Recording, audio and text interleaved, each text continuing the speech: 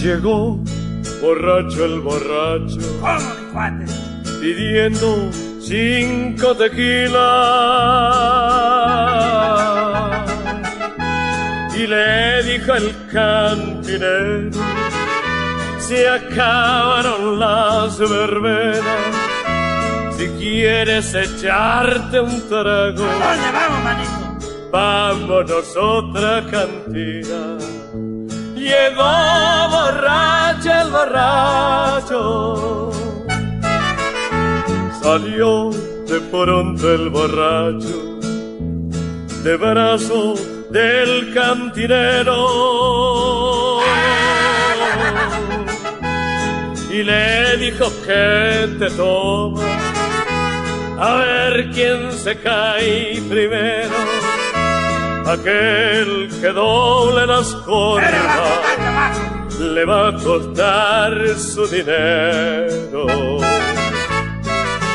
Y borracho y cantinero seguían pidiendo y pidiendo, mariachis y cancioneros los estaban divirtiendo. Pero se sentía el ambiente muy cerquita del infierno.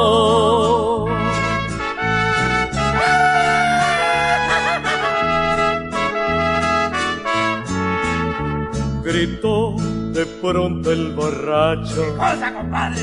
la vida no vale nada. Y le dijo el cantinero: mi vida está asegurada, si vienes echando hablada, ¿Cómo contestas? yo te contesto con balas. Llegó borracho el borracho, los dos sacaron pistolas, se cruzaron los balazos. La gente corría hecho bola, seguían sonando plomazos. De pronto los dos cayeron, haciendo cruz con sus brazos.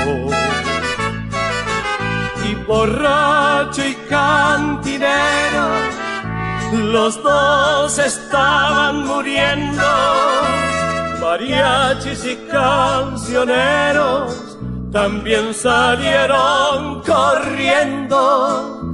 Y así acabaron 2 vidas por un mal entendimiento.